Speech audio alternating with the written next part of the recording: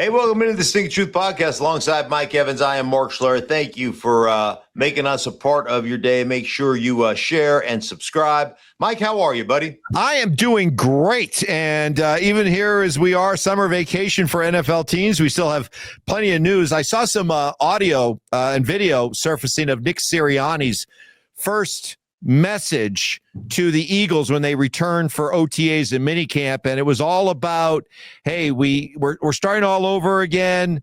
Don't get caught sniffing the perfume, all that kind of stuff. So, you know, it's funny. We have here in Denver, we got a Sean Payton saying, hey, every year you start over. You take the game pieces on the board, you flip it over, and you start all over again. I can see why you might want to do that in Philadelphia, where you want to guard against complacency. I guess explain to me and explain to everybody out there, you know, what place do you need to be in as a football team where you want to build on what you did last year versus the idea of forget about what we did last year? Yeah. Okay. So first off, let's break down the perfume thing. What was it like? Don't smell the perfume. Is that what Nick Sirianni said? Yeah, because then he said if you can only smell the perfume, but don't drink the perfume because it's poison. Perfume's poison. You can smell the perfume, but for all of you out there who are thinking, this perfume smells nice, I bet it tastes great. Let's try this. Nick Sirianni ought to get a public service announcement for him. Don't eat Tide Pods. Hey, Nick Sirianni here. You know what you shouldn't do? Eat Tide Pods. I know they look delicious. I know they look like a piece of candy, but don't eat them. Don't eat them. Yeah, the whole perfume thing. Like I think, maybe kind of a mixture of metaphors or whatever. At least he's moved on from systems, right? And you want to play rock scissors paper. But I do understand. Like, don't smell your fumes, right? Don't live in that world. We got to rip it up and start over again. Now, there are always things that you do as a football team that you build upon, right? So you set a foundation, you build a foundation, you look at the things you did exceptionally well, you look at the things you did poorly, you want to mitigate potential disasters, mitigate the mistakes that you made, you want to build on, the building blocks that you have formed, the pillars that you have built, you want to build off of those things to continue to move forward with what you're doing both offensively and defensively. So I understand that, but I tell you, as a member of a team that won back-to-back world championships, it's hard. And it's hard because of a lot of things. One, some people get sated by success, right? They're like, hey, man, I had so much success. Now I want money, or now I want, this. I need a new contract. This is bullshit, whatever it is. So you get some of that. Some guys start becoming really famous and they don't necessarily put the same work in, right? Hey, man, I've got speaking engagements. I've got other things. Guy that had 100% attendance in the off-season lifting and conditioning program all of a sudden has 70%, whatever, because he's got opportunities around the city or around the nation to speak, to lend himself to, whatever charity. And those things are great, but you can't let those things become what you're chasing. Right? As I say to young players all the time, man, build your career, your brand follows. And you can't let your brand take over the work. It's still got to be about the work. The work has to come first. All those other things, community service and building a foundation, all that stuff is important and it's great. And I applaud anybody that can do all those things. But you have to understand what you're there to do. You're there to play football. So that becomes a really important aspect of what you have to do to repeat as champions. The other thing is, Mike, and I know this firsthand, man, you are the target on everybody's kind of schedule, right? When they put the schedule out, hey, man, we got the world champions coming in here. We're going to the world champions, right? And so you get everybody's best shot. And there are those games, man, that I remember coming off a world championship and going out as an undefeated team to play the Cincinnati Bengals. And there were certain things you just knew about the Cincinnati Bengals. One, like they were going to have a ton of talent, right? Because they're always drafting in the top 5 picks. So they're going to have a ton of talent and they're not going to be worth a shit. Death, taxes, and you'll beat the Cincinnati Bengals. That's what you knew. But we went out to Cincinnati and, we were getting drugged through the mud for a while. I mean, flat out drugged through the mud. And then, we stopped messing around and ended up beating them. But it was like a 38-31 game or something like that. So you're going to get everybody's best shot because teams like the Bengals that know they're not worth a crap, they're gonna give you their best opportunity. Like, hey, we can play with them, woohoo, And so you'll get snuck up on. And you get snuck up on enough times, it exposes you a little bit, right? There's enough weaknesses there. So it's one of those things you have to guard against. Yeah, listen to this man, people. He's one of the few people walking the planet who know what it's like to repeat as Super Bowl champions. So that's what the Eagles have in front of them this year. Meanwhile, those teams that are hungry to take what Philadelphia has. How about Baltimore after all these near misses, trying to get over the hump? Lamar Jackson coming out this week and saying, we go into this season with vengeance. Right. On our mind. You listen, man, vengeance is great. You know what's better than vengeance? Execution.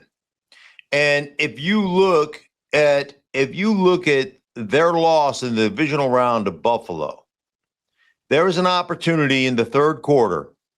They're rolling down on the drive. Derrick Henry hasn't really run it very well to that point. They pop a couple runs. They pop a run that gets into the 27-yard line, going in high red zone, right? About 12-yard gain, just a zone play to the right. Man, boom, runs it down there. Bam, now we got some momentum. He goes out. The next play, they pitch it to Justin Hill. It's an outside pitch play, right? So you're going outside. He decides to cut it back. The guy that is blocked, if he stays on his point of attack, the guy that's blocked, he's blocked. And the offensive player, I can't remember if it was a fullback or a guard, the offensive player got his job done. He reached him. He had outside presence. There's an alleyway. It's probably at minimum a 5-yard gain, right? He decides to cut back. Dude drops off the block, just sloughs off the block, -2. So now you're all of a sudden in second down and 12, right? So then all of a sudden they throw a pass play. Mark Andrews just running a little spot route, little arrow. So he just turned around. Lamar can see the safety coming, flying down, going to crack him, going to hit him, right? So he throws it to his left hand, like spin out and go catch it. So he's basically communicating defensive leverage with where he puts the ball. Andrews just goes like this. Like it was for somebody else, right? Incomplete pass. Now it's third down and 12. Delay of the game. Play comes in late. They get a delay of the game penalty. Now it's third down and 17. And now you dump one off to, I don't know who it was, the receiver. You just dump off one to Bateman for an 8-yard gain so that you can kick a field goal. And you got a chance to tighten that thing down, right? And you don't take advantage of it because you don't execute as a football team. Right. Then Lamar comes strolling down the football field with seconds left, right? Has 3 big-time passes on the last drive to make it 25-27. And they run the 2-point conversion, and Mark Andrews drops the ball. And so, vengeance is great. Execution is better. Yeah. Now, I will say this, Mike. This is interesting to me because I think Jaire Alexander, the signing of Jaire Alexander, who was, a teammate with Lamar at Louisville. So it was really cool. Like Lamar has been begging the Ravens to go out and get Jaire. Go get Jaire. He's my teammate, right? And so you look at that as, hey man, it's nice. Jaire is a really good corner when healthy, but he's had some injury issues. He played 7 games last year. And, it's nice that they do that for their quarterback.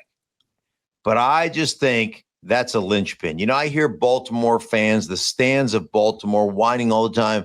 Lamar doesn't have enough help. Lamar doesn't have this. Lamar doesn't have that.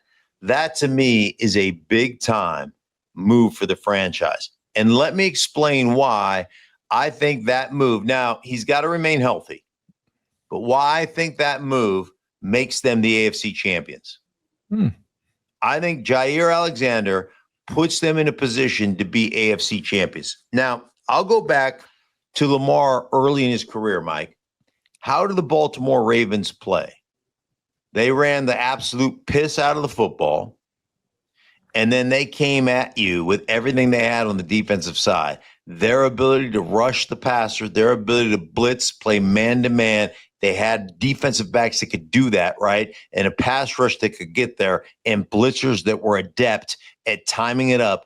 And what ended up happening to you is at the end of, say, the first quarter, you're down 10-0, and you're down 10-3, and you've had one possession. Right. Now, the average football game is about 12 possessions. So now all of a sudden, as an offensive coordinator, you're going, shit, we've had the ball one time. So right now, let's say we get it 3 times in the second quarter. Let's say we get it twice in the third quarter and 3 times in the fourth quarter. So we're down to whatever that is, a 9-possession game, or maybe I have my math wrong there, but you know what I'm saying. Right. So instead of 12, we're getting 9 possessions. Right. And what that does is change your mindset as a play caller. Hey, man, we got to throw it every down. We can't afford to run it. Like, right. So you had this kind of philosophical approach to the way the Baltimore Ravens played football, and that was great. And they won a ton of games right until they got in the playoffs, and Lamar pissed down his leg because he wasn't very good in those playoff games. Well, guess what? Lamar has become a much better, much more adept pocket passer.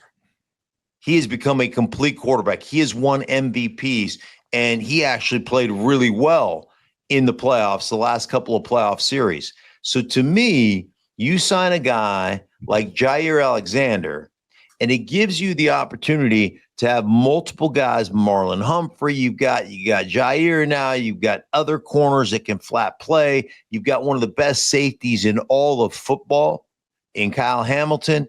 Now all of a sudden you've got the guys with the coverage skill to say, hey, let's bring some pressure. Let's create some short fields for our offense. Let's create another opportunity off a turnover. And let's continue to run the snot out of the ball and shorten these games down to 8-9 possessions and continue to blitz. Like, to me, this is the perfect fit. And now it translates to playoff football because guess what? Lamar can dice you from the pocket now. So I think this is like, I think a lot of people looked at this as kind of a throwaway move. Oh, Jaire is nice if he's healthy. Jaire can flat cover. And I really, really think now, again, injuries can blow it all up like it did for the Detroit Lions last year, right? Detroit was the best team in football right up to the point where they lost all their defensive players and they weren't the best team in football. But like I look at this like, wow, this is a big move, something that we haven't really talked about. Okay, 2 teams, 2 quarterbacks that have just been knocking on the door, and you just get the sense they're due. What team would you bet on breaking through this year, Baltimore or Buffalo? Well, I just picked Baltimore. I know you did pick Baltimore, but right. I'm gonna say that, with the idea that, okay, I'm gonna give you a chance to walk that back if you want. Buffalo or Baltimore? Yeah, I think if you're going to make the argument, those two playing in an AFC Championship game, I'd be on. I think the one place that Buffalo has an advantage is I think you can make a very compelling argument they play in the easiest division in football, right? Yep. I mean, come on. New England, young quarterback, still trying to figure it out. What are they going to be? We're not quite sure. They did get Vrabel, so that feels like they're going to take a step forward, but still, they're not ready for prime time. Right. The Jets aren't worth a squirt of piss, never have been. So, I mean, what like all of a sudden that dysfunction is going to that's going to be cured, right? And listen, man, I love some of the things they did. I think that Justin Fields gets better and better every year. I love, oh gosh, why is the name escaping me? The head coach. What? McDermott? For the Jets. Glenn. Glenn, yeah. I love Aaron Glenn. Yep. Aaron is a great dude. He's a friend of mine. I can't remember his name, but we're tight. Right. Hey, Aaron Glenn and I are like this. Yeah. That's Aaron over here. No, we're tied to the mouse nuts. And I knew that was coming. Yeah, I love it, but I've been hitting the head a lot, so sometimes I lose. Sometimes I lose names. But I don't care how good Aaron Glenn is as a head coach, and he resonates with the players. He's really great at all that stuff. I do. He's a friend. I really do like him. I don't know that you overcome the dysfunction that is the New York Jets, right? Mm-hmm. And then the Miami Dolphins. I mean, come on, really? Like, at what point are we going to quit acting like the Miami Dolphins? They're going to win a lot of games early in the season, September, October. It's miserable to play there. They'll win a bunch of home games because nobody likes to go to Miami to play. Mm-hmm. Nobody does, right? They don't. You'd like to go to Miami to play because you hope your coaching staff puts you in a nice hotel in Fort Lauderdale, right on the beach.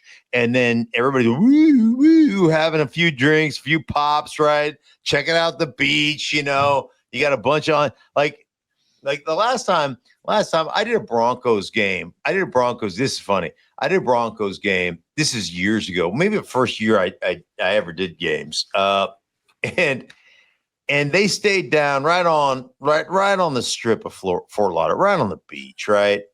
And so I go in, Vance Joseph was a coach, and I go in, I sit down with Vance, I sit down with the players, and we chop it up, and we're talking, and everything is great. So we get in the car and we're driving down.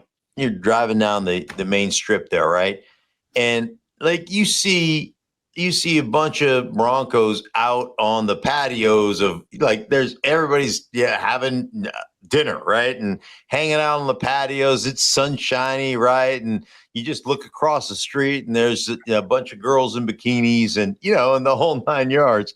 And I look at my producer at the time, I go, Broncos are going to get their ass kicked tomorrow. Like, if I was a gambler, man, I put everything I had on the Dolphins. Like, this is just not, it's not like when I played for the Broncos, Mike Shanahan would have us out in the middle of nowhere. Yeah. We would be out in the middle of just nowhere. You're in the middle of the Everglades. Right, exactly. We'd be at the Gator Hotel, right? You got to cross a moat, and you're 45 minutes away from civilization. Because he knew we're a bunch of idiots, right? So, did the Broncos get beat that game? Oh, they got their ass kicked. It was hilarious. Yeah. They got crushed. But long story short, nobody likes to go there and play because it's just miserable. It's humid. It's hot. It's nasty. So they'll win some games, but come on. Miami will get to the playoffs. They haven't won a playoff game in 25 years, going on 25 years now. So nobody believes in, Coach Capri Pants, the Miami Dolphins. So you can forget about that. So I think it's the easiest path. Yeah, they really should. The Bills should have home field, right? They should have the easiest path to home field advantage. Yeah. You look at the Ravens. Like the Ravens play, the Steelers are always going to be tough. Yeah. They're going to play tough football. They're a tough-minded football team. They're going to play tough, right? And if Aaron Rodgers is healthy and the Aaron Rodgers was at the end of the season, that's going to be a tough out. Joe Burrow is ridiculous. That dude's a witch. Now they're going to play with 8 guys on defense because they can't sign anybody. So you're still going to, but they will have good games there. And the Cleveland Browns are the Cleveland Browns. But they do have a good defense, though. They do have that. And I know they'll be able to run the ball. They're going to have a good running game. And Joe Flacco's a professional quarterback. So, all things considered. But they have a much tougher path in Baltimore than they do in, even Kansas City. Yeah. Kansas City, I think, the Broncos are a really good football team, right? The Chargers are a really good football team. So even Kansas City, I think the Raiders are going to be a much improved football team. So even Kansas City has a tougher road to win that division. I think the Buffalo Bills have the easiest road to home field advantage throughout the playoffs. And then it just becomes, do they piss down their legs like they always do come playoff time? And so that's what I look at. You got Cleveland, and you're right. They have a good defense, and they'll have, one of, 8 quarterbacks to choose from this year. One of whom I guess still is Shedeur Sanders, who got pulled over for speeding. I love this one. He was going 101 in a 65. That's nothing. A couple of months ago, he went 144 when he was supposed to go 25. Do you get that? Yeah. Okay. All right. Okay. I see what you did there. Fake media laugh.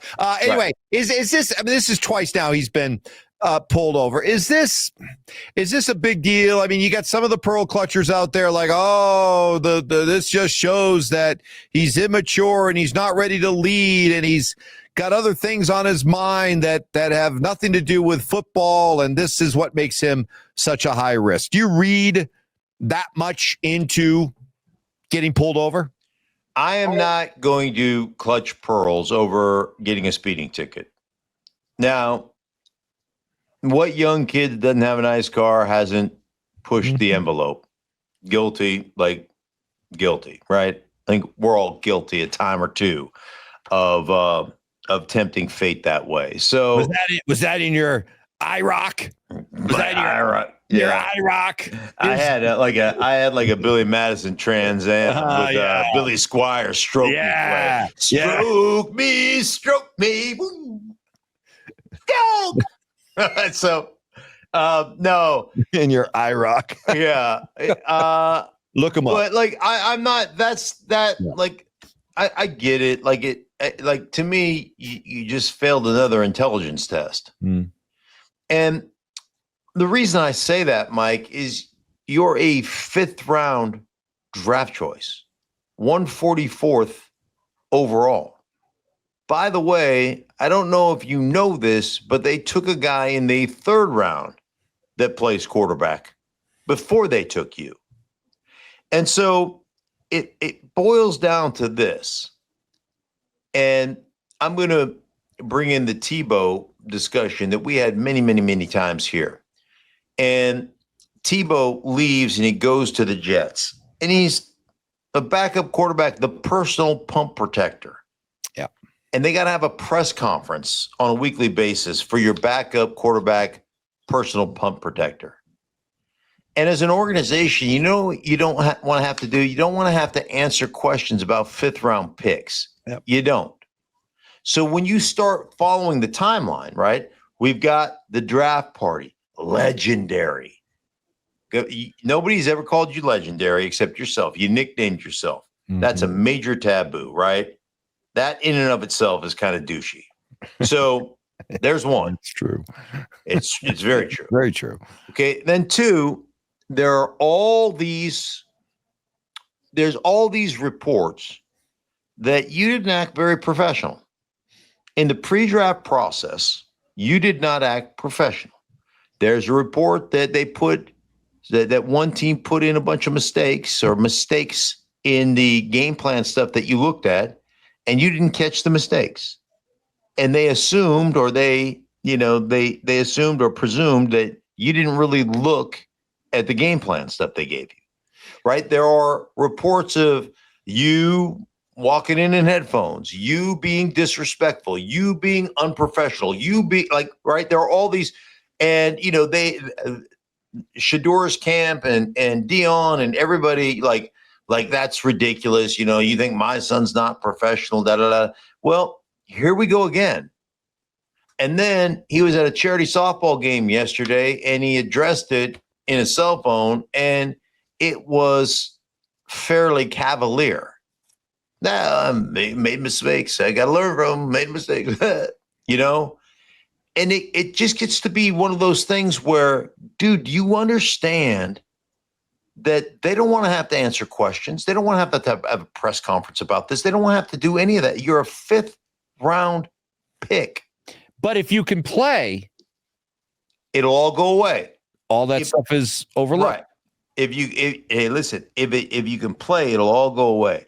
But when you're a late round pick, you got to do everything in your power to put yourself in a position to get an opportunity. And if you're Shedeur right now, and it's close between you and Dylan Gabriel, you're going, it's close. One guy is acted like a professional. The other guy hasn't. And so those are the things I think that you have to understand as a young player. You know, it's funny. I tell this story all the time. I grew up in a Christian household. I love Jesus. I'm saved. You know, all these things. I'll cuss a little bit every now and again, but he forgives me. So when I was a rookie, the very first training camp meeting, Joe Gibbs, our head coach, who is, I've said this, the most regal man I've ever met. Joe Gibbs invites Lee Corder up to address the team. Lee Corder was our team chaplain. So Joe Gibbs invites Lee. Lee talks about, we have a chapel service, we have a Bible study, and Bible studies tonight. And Joe Gibbs said, hey, man, I'm going to be at the Bible study tonight. I want to invite every one of you. You're all welcome. Well, I was a 10th round pick. So my thought process was, hey, listen, if it comes between me and one other guy on this team and you got to make a decision, the guy in Bible study, right? So you think I was front and center? You're damn right I was. Now, listen, I made the team and that really didn't have anything to do with it. And those guys in there are my dear friends and guys who are real mentors in my faith and guys that helped grow me up in my faith. But the bottom line is you got to do everything in your power as a late round draft choice to give yourself the best opportunity. And if you continue to do stupid things, eventually the franchise just goes, listen, man, it ain't worth like, you know, the juice ain't worth the squeeze or whatever the terminology is. So this is one of those things I really do hope, because I'm rooting for Shedeur, and I think Shedeur is a damn good player. But you need to understand kind of where you are, your lot in life. So you're Kevin Stefanski, okay? And I go back to draft night when they did eventually pick Shedeur in the 5th round. It didn't look like he was pumped about it. I mean, everybody kind of had the same reaction. Oh, Jimmy Haslam ordered the code red. He ordered them to move back up and draft. So if you're Kevin Stefanski at this point, are you looking at Shedeur as, I'm looking for every reason for this guy to work out and prove everybody wrong and us be able to show that we found that diamond in the rough? Or is he looking for every excuse to do what you just said? It's a 5th round pick. I don't need the aggravation. I'm looking for any excuse to get him out of here. Yeah. So that's all going to be dependent upon how he assimilates the offense, how good he is from, you know, the neck up knowledge wise, and then the way he plays, the way he practices. Listen, like if he is, because we're the national media, we show highlights of him all the time. And they look good, right? They look really good. 7-on-7 team drills down the middle of the football field, touchdown, all this stuff. And we look at all that stuff and we're like, oh man, this is good. You know, and then the local beat reporters are like, he was 7 of 7. And, right. And you're like, oh, he was 9 of 11 with 3 touchdowns in a red zone drill. Like he's the starter, you know, you're just like, oh my God, give me a break. This is so stupid. But if he is playing at a really high level, if he knows the offense inside and out, if he is executing at an incredibly high level, then you look at this, speeding ticket and you go, hey dude, don't be a dumbass. Clean it up. All right, coach, I got you. But if we're just showing the one highlight and he's busting things in the huddle and he's like not playing well, then you're going to be like, dude, this guy doesn't get it. Like it just like, so it really depends, as you know, it depends on how he plays. Like if production outweighs the potential problems, it's kind of the P&P scale. Production outweighs problems, he'll be here. If problems seem to outweigh production, and again, I'm not clutching pearls because I think just about everybody has been, pulled over or flirted with the speed limit. So I'm not all that concerned about that. Although, again, the other thing I would say is, think about the things that have happened. I mean, we had a, drag racing incident, and I'm not saying he was doing that, but in Washington, that's still an ongoing, the civil suits and criminal suits and all that kind of stuff. And then we had, the Henry Ruggs deal with the Raiders, which, created a player in this league that was speeding and, in different circumstances, really going crazy, 150 or whatever. But, it ended up in a death situation. So you have to look at some of those things and go, dude, you got to use your head here. You got to understand kind of what you're doing and the position you're in life. And so hopefully it's a learning experience and all that kind of stuff. And listen, man, I told you coming out, I think he's very talented. Yep. I think he's incredibly accurate. He's got plenty of arm talent. Arm talent doesn't mean much to me. And this is not a pearl clutching. Oh my gosh, but it is one of those things like, dude, clean it up. Come on, man. For a guy who already is answering questions just about how much he is committed to football and to the process and to the, is it football or is it the life you want to live beyond and around football? And, when you get busted for speeding again, it does call that into question yet again, but we shall see. It's the summer and we're only about a month away from camps opening. Yeah. So, 5 weeks away from camps opening up, and then it's all football all the time. It's going to be awesome. Just going to be awesome. Yeah. All right. For everybody involved in the Sink Truth podcast, for Mike, I am Mark. Thank you so much for making us a part of your day. We'll talk to you guys early next week.